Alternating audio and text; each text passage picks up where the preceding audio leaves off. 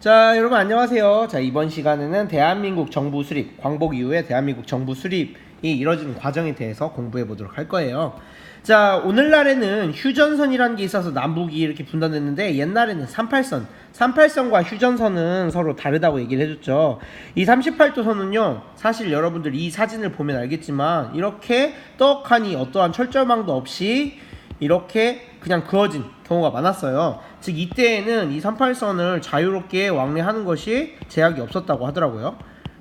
근데 즉 이때 당시까지만 해도 아직 대한민국은 분단국가가 아니었습니다. 그럼 어떤 과정을 통해서 어떤 사건이 있었길래 우리가 알고 있는 오늘날 분단국가가 되었고 대한민국이 정부 수립을 하게 되었는지 거기에 대해서 간단하게 선생님이 설명해 보도록 하겠습니다.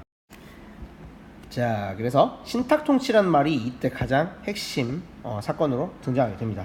자, 신탁통치가 뭐냐면은요, 자, 여러분 알다시피 1945년 8월 15일에 일본이 항복을 하고 광복을 했죠. 12월 되니까 세 나라가 모스크바에서 3국 외상회의를 열었습니다. 어디냐? 미국, 영국, 그 다음에 소련이었는데요. 이 나라가 뭐에 관련돼서 회의를 했냐? 바로 우리가 살고 있는 한반도에 대해서 회의를 한 거예요. 그럼 왜 대체 우리의 역사하고 아직 별 민감한 관련이 없는 이 세 나라가 한반도에 대해서 회의를 했냐? 그때 당시에 바로 미국, 영국, 소련이 세계 2차 대전에 일본과 독일을 상대로 이긴 연합국의 국가였기 때문이에요.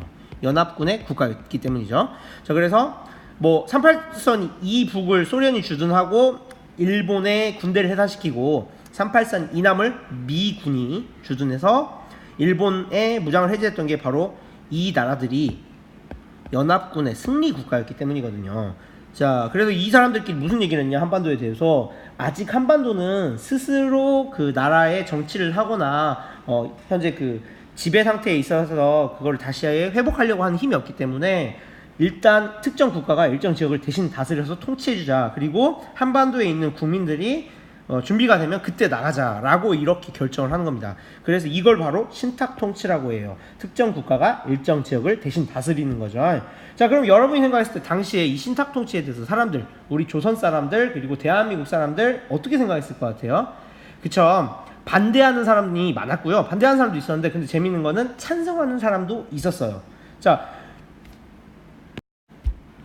그래서 이 그림을 보면은 왼쪽에는 결정을 지지하는 사람들의 지폐가 있었고요, 오른쪽을 보면 반대하는 사람들의 지폐가 보이죠. 여러분들이 당시에 살았던 사람들이라면 과연 어떻게 생각했을지는 여러분들 스스로 한번 생각해 볼 과제인 것 같습니다.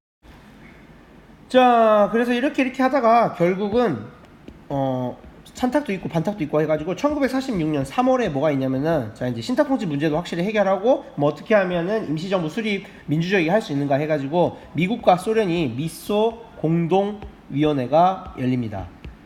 근데 여러분 알다시피 알 수도 있겠고 모를 수도 있겠지만은 이 시기 이후에 미국과 소련이 굉장히 사이가 나빠져요. 왜냐면 미국은 여러분이 알고 있는 민주주의, 그 다음에 소련은 사회주의여갖고 이념이 달랐거든요. 결국은 이날도 여기 만나가지고 기싸움 하다가 그 협상이 결렬됩니다.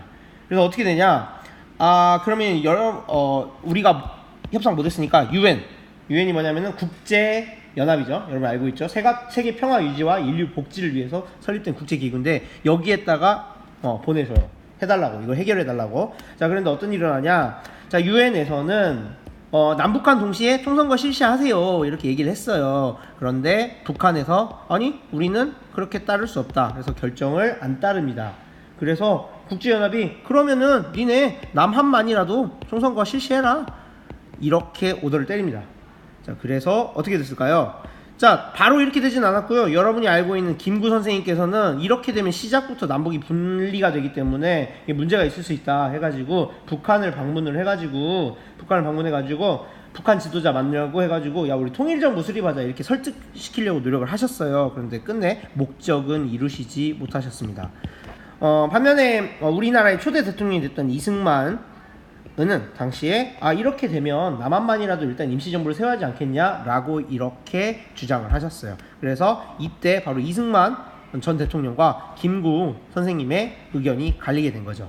자, 어쨌든 간에 이 결국은 이승만 전 대통령님의 의견이 받아들여지고요. 아까 말했다시피 김구 선생님의 그 뜻이 목적을 이루지 못해가지고요, 5월 12일에 남한만 총선거를 실시합니다. 언제냐면 1948년 5월 10일에 바로 남한만 총선거를 실시합니다. 이때 당시에 선거 말 그대로 국회의원을 뽑는데 이 국회의원들이 하는 일이 뭐였냐면은 기초 헌법을 제정하는 일이었어요. 그래서 여러분들 재헌 국회의원을 뽑는 총선거가 실시되는데요. 바로 이게 여러분 말하는 50총선거였습니다. 이때 어느 정도였냐면요. 이번에 대통령 선거 투표율 혹시 여러분 기억하세요? 이번 대통령 선거 투표율이 80%가 못 됐어요. 그런데 이때 총선거 투표율이 95%가 넘었대요. 예, 그러니까 얼마나 당시 억압돼 있던 우리의 백성들과 민중들이 바로 정치에 관심을 갖고 그리고 새로운 희망적인 정부를 수립하기 위해서 많은 관심을 가졌는지를 이를 통해서 알 수 있습니다. 결국은요, 이렇게 실시된 총선거로 구성된 재헌국회는요, 재헌국회는 나라의 이름을 이제 결정을 합니다. 바로 여러분들이 알고 있는 오늘날의 대한민국이라고 결정을 합니다. 그리고 7월 17일에 대한민국의 임시정부를 독립정신을 계승한 여러분이 알고 있는 1919년 9월에 상해에서 세웠던 대한민국 임시정부의 독립정신을 계승한 재헌헌법을 공포합니다.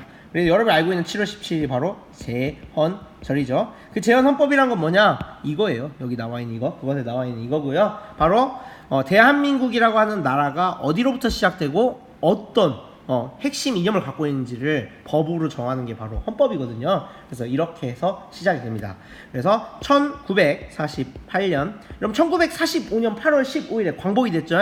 그로부터 3년 뒤 1948년 8월 15일 날 대한민국 정부가 수립이 되게 됩니다. 그래서 대한민국 이제 시작됐어요. 땅땅 선포하게 됩니다.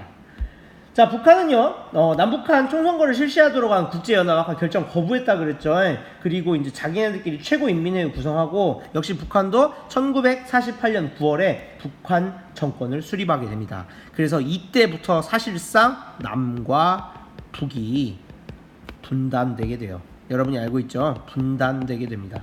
그래서 굉장히 안타까운 역사였고요. 관점에 따라서 어쩔 수 없었다, 아니다, 우리가 조금 성급했다라는 관점이 있을 수 있는데, 그런 판단은 여러분들의 역사 공부와 여러분들의 판단의 몫이에요. 자, 하지만 국제연합은 이후에 어떤 걸 얘기했냐? 1948년 12월 이후에 대한민국 정부만 합법적인 정부로 인정을 했습니다.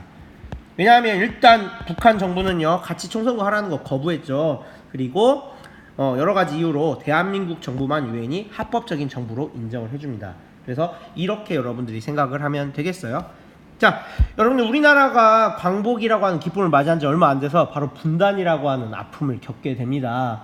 그래서 여러분들이 이 과정을 보면 잠깐 좋았다라는 느낌이 들었다가 다시 여러분이 알고 있는 민족의 비극이 시작되는 그런 우리나라의 운명, 이런 것들을 잘 공부해두고 여러분 머릿속에 잘 기억해두고, 그리고 그때 당시에 그 여러분이 지금 느끼는 감정, 이런 것들, 생각, 그리고 여러분들 관점을 잘 가지고 있어야 우리나라의 앞으로 다가올 민족의 미래, 역사에 여러분들이 현명하게 대처할 수 있을 것 같아요. 자, 그래서 오늘 좀 말이 길었던 것 같은데 오늘 동영상 강의는 여기까지 하도록 하겠습니다. 다음 시간에 다시 만나요.